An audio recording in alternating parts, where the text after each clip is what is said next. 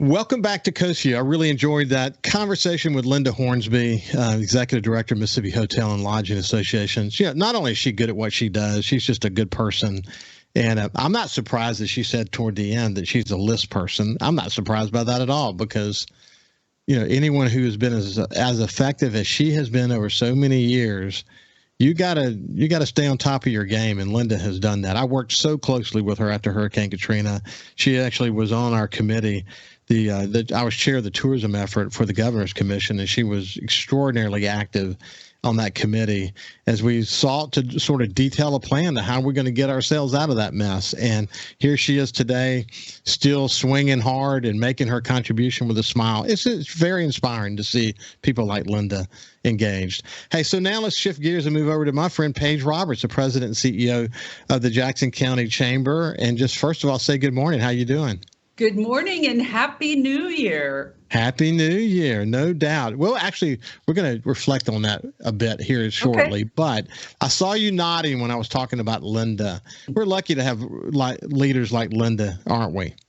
We are, and I hope she has a succession plan of some kind with someone in mind, because it's hard. One day she'll want to retire, as she should and as she deserves to do so. But it's hard to lose someone like that. I said at the end of the segment that when I think of Linda, I've known her for so many years, worked with her in the community, just know her being in Biloxi, but when I think of Linda, I think of someone who's ageless. I mean, because she's just always there and doing her thing. But you're right. It's probably time for her to start thinking succession plan, because she obviously her organization is statewide, and when they speak in the legislature, when they speak for us, they have a lot of clout, don't they?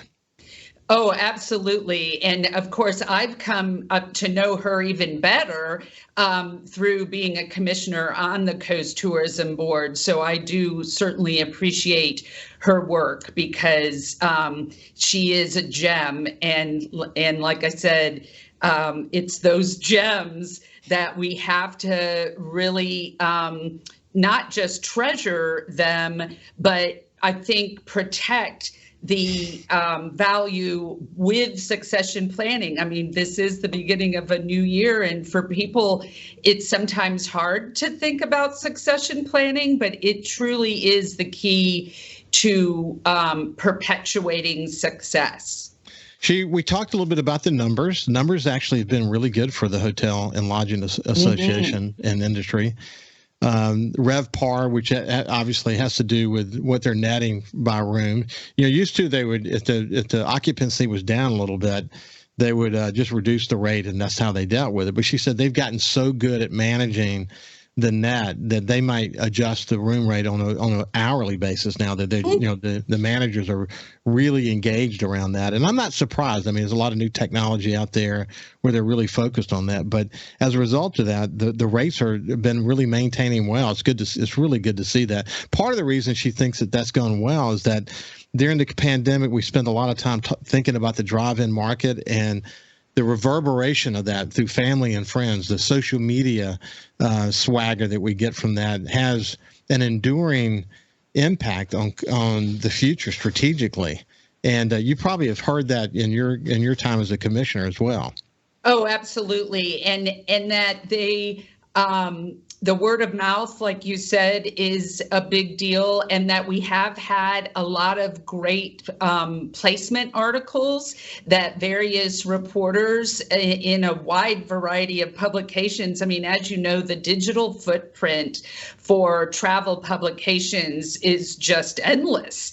And Judy Young from Coastal Mississippi sent one out to the commissioners just this morning, and I happen to have caught it on Twitter already. So yeah, it's exciting. And I believe too, as you mentioned, the pandemic, that Mississippi especially the coast, has become much more desirable to people because of the outdoor living. I mean, we have clean air, we have beautiful vista, we have pristine natural environments, and that is what people started to long for in the pandemic for good reason. Yeah. Hey, listen, I was disappointed to hear that Kendra Simpson left the aquarium, but she's now firmly in her role at Coastal Mississippi Tourism. I have a lot of respect for Kendra. I mean, the experience she brings to the table across a number of different, attractions related experience is going to be really a positive. Well, you did, but you know what? That's what it's all about. If you help people get what they want out of life, you'll get what you want out of life. And she's a terrific addition to the team there, isn't she? At Coastal Mississippi, yeah, she is. I didn't want people to think the chamber stole her. We stole her at Coastal Mississippi, and we've already had one board meeting where she was in attendance, and everyone on the board who is familiar with her was so excited. That was quite the get, as they say, in the journalism world. Quite the get, for sure. Listen, we won't go into too much detail. I actually had it on my list to mention later, but the last time you and I visited, it's been a little bit of time. We did reflect a bit on Greg Cronin's leadership of the board and the way things have been settled down, et cetera. But that's sort of the status quo now. The focus is now less on the internal workings of the situation, but more on tactically and strategically, how do we help Coastal Mississippi grow tourism? And that, I mean, listen, I can't minimize the role that you and Jerry St. Pé are also playing on that, and other commissioners that are now focused on not being internally focused, but externally focused. But you wouldn't be on the board if it stayed internally focused, would you? Well, no. I mean, I try to spend my time where I know I can have a legitimate impact.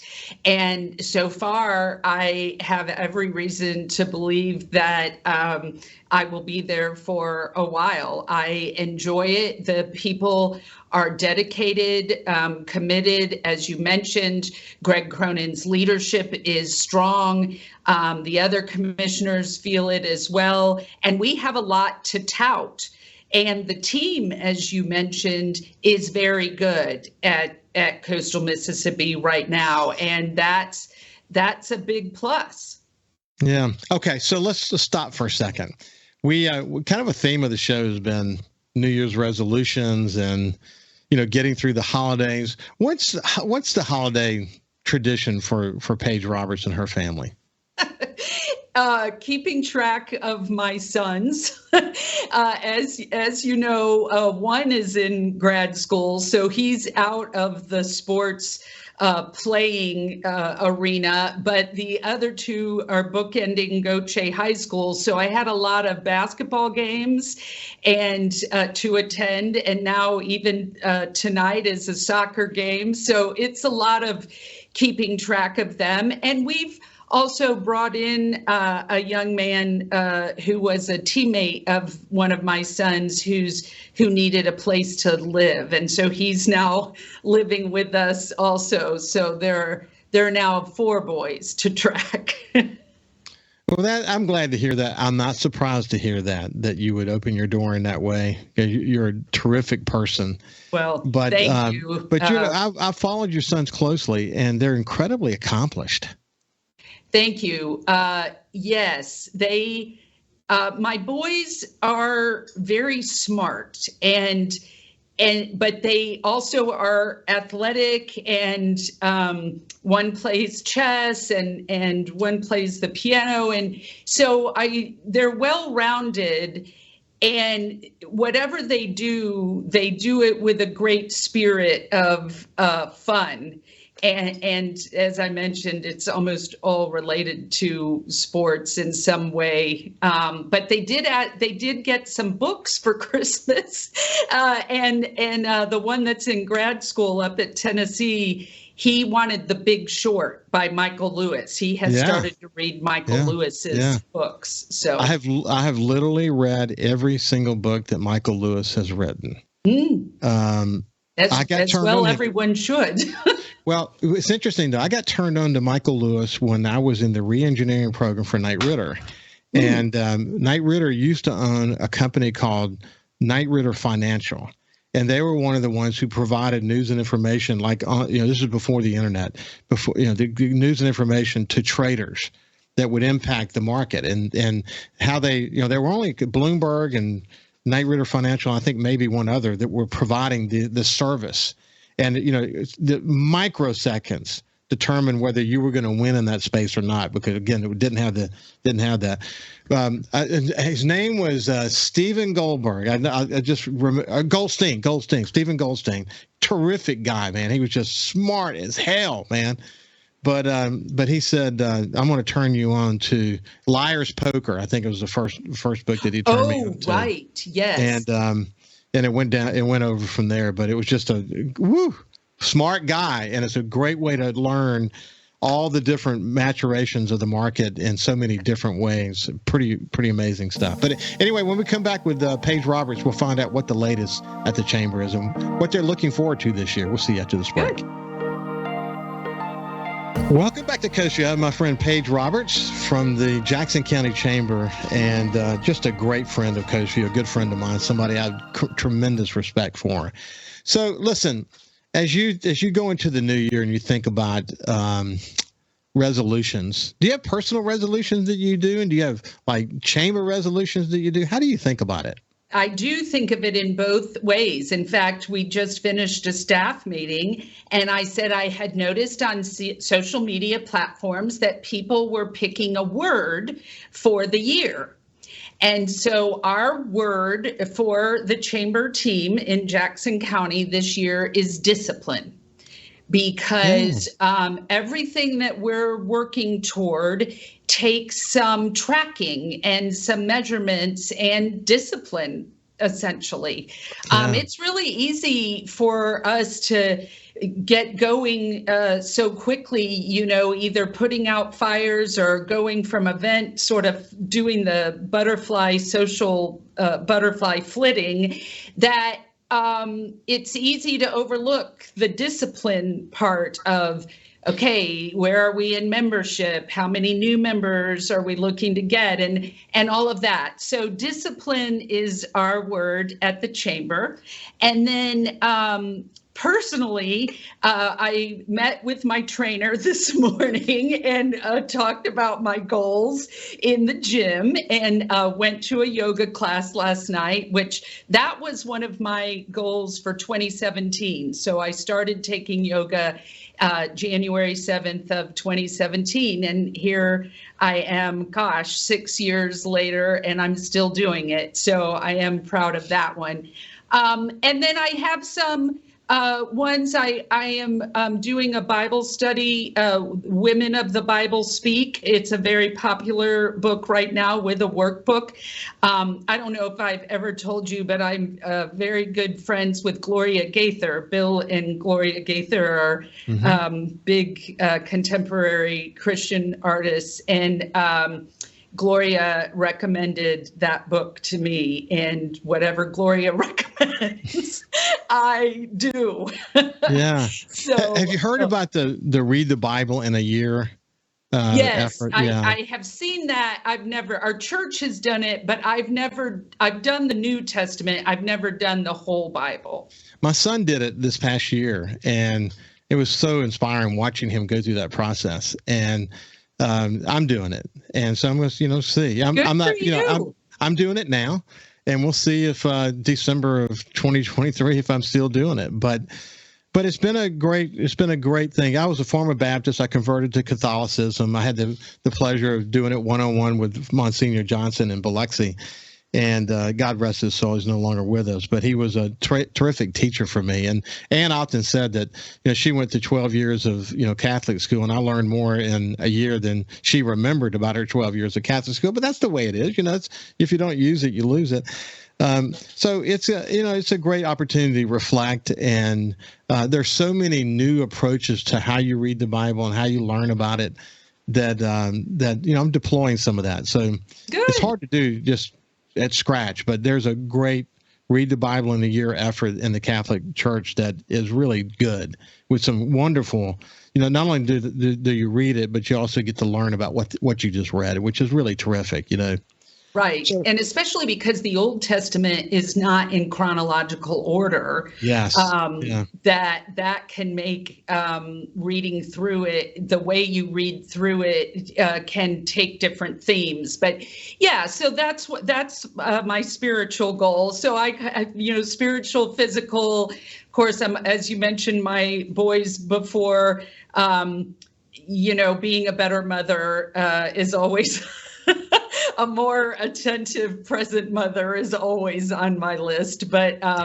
they're very involved in our youth group. And so I've been thankful for that as well. So, yeah, you probably saw the post I did about it, but one of the things I'm going to focus a little bit more on, it's not a typical COSU thing that you would typically focus on, because I'm very positive and focused in a way that is very aspirational. But I want to focus a little bit more on the violent crime challenges we're having in coastal Mississippi, and zero in a little bit more with leaders in the law enforcement community to talk about how we can make our neighborhoods safer. That's one. And two, I want to get more engaged with young people. I want to maybe even have a day. I haven't quite figured this out yet, but to have a day where I get a really smart young person on the show without an agenda and just talk.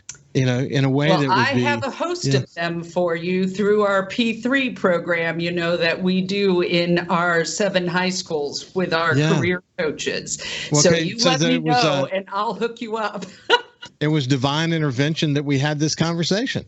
Yes. So please, send me 2 or 3 names, and it would be ones that your parents would not have a problem with them being on, 30 minutes with me on COSU. But I want to really start to focus a little bit more on young people. I look at the numbers, and COSU, at least on Facebook, skews a little older. And for that, I'm not surprised by that, because people, when they get older, they get more interested in the community. But I want to zero in on young people that are doing good things and let other young people learn from them. But Paige, we didn't even get a chance to talk about the chamber. What we'll do, we'll get you back in a week or two, and we'll get really into the nuts and bolts of the chamber. How's that sound? Oh, that sounds good, because like you were talking about violent crime, we do work on public policy issues, and we've got some of those too. So I look forward to it. For sure. This has been Paige Roberts from the Jackson County Chamber. And anyway, enjoyed the conversation. Have a great day, and we'll see you tomorrow.